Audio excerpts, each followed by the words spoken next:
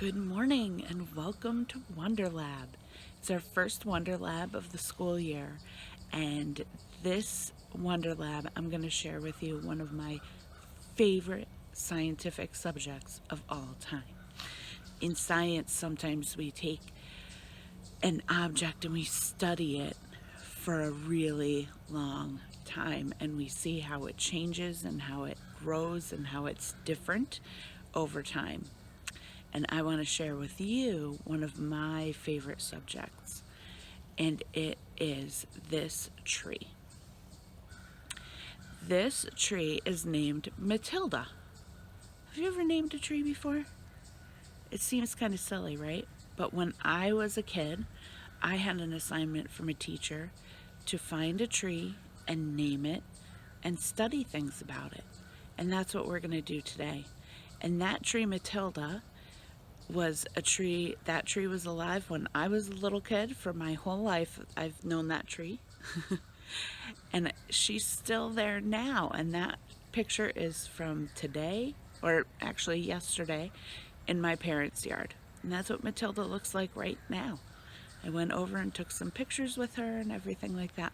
Right now I'm sitting beneath a tree in my own backyard. This little Japanese maple, her name is Mary. And yes, I named trees. And I named Mary after the woman whose house this was before we lived in it.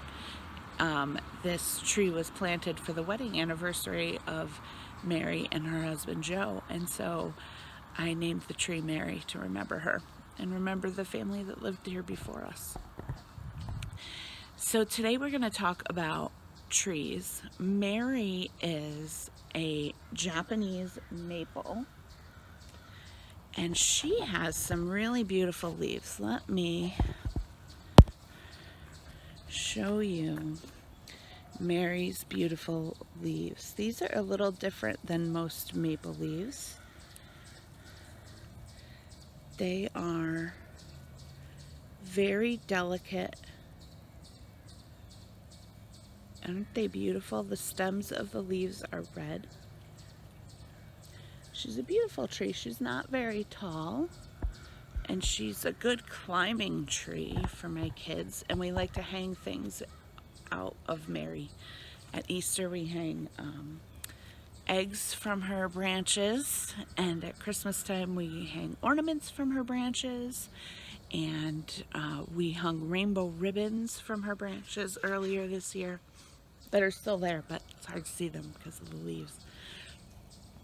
But that's Mary. She's one of my trees. But let's talk about Matilda. I want you to find a tree, and I want you to, you have a paper that you got that has some tree identification. Now, most trees around here that have leaves, you have pine trees that have long, thin needles, and then you have trees with leaves, and most of them are maple or oak. And Matilda is a maple. Here's one of her flowers. Her see, I think they're like flowers. Her leaves. And you see how they're very wide and spread out? That's how we know she's a maple. And then these are what her seeds look like.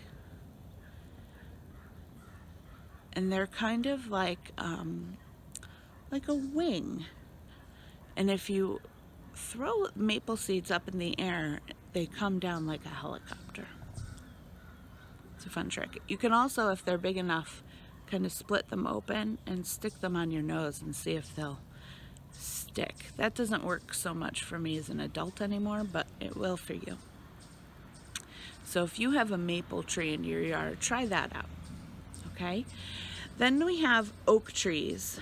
And oak trees, we have a lot of oak trees in our yard. We have Matilda, or Mary, the Japanese maple, and then we have pines and oaks in this yard. But I'm looking for leaves. This is a nice oak leaf. Ooh, it's gotten moldy already. Ooh, it's growing things on its thing. So this is an oak leaf. It's a little longer than a maple leaf is. See that? It's not as wide like a hand, but it's long like a foot.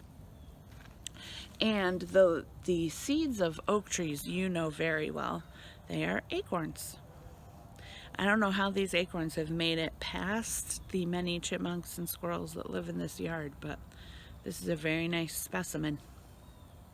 That's what we call it in science. A sample is a specimen. So here's your oak tree seeds. Acorns. They're so beautiful. Love them. See how they have that pointy end? It's hard to see in the video. They have a very pointy end.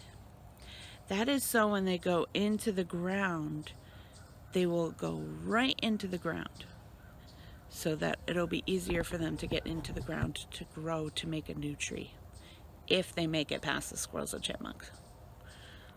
It's not so easy in my yard. I don't know about yours, but holy cow. Lots of things living in the trees. Speaking of living in the trees, trees are great sources of living together. Here's an example from Matilda. She's got some this beautiful shelf fungus living on her trunk. Matilda's pretty old. She's lost part of her trunk already. Half of her fell, but the rest of her is going strong. But here's her fungus. And then you can sort of see in this picture that there are some spider webs. So there's some nice spider families living in Matilda and making a home and contributing to our world.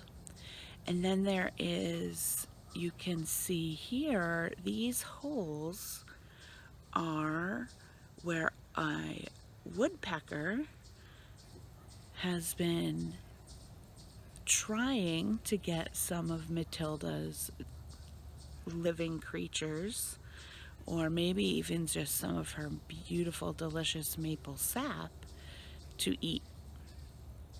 So the tree can be a source of food and a source of shelter for all kinds of creatures. I'm sure there are ants and all kinds of bugs living around Matilda. I couldn't find any yesterday. They were being shy. And there's probably a big squirrel nest up high in that tree too. So our trees provide us air to breathe through their leaves. They provide us shade and shelter. They provide us food. Without maple trees, we wouldn't have maple syrup, and then how would your pancakes and waffles taste? Meh, they taste pretty good, but not as good as they do with syrup. So enjoy all those things that trees give you. God gave us those trees. God gave us you, made each of us special. And we love you just like you love those trees.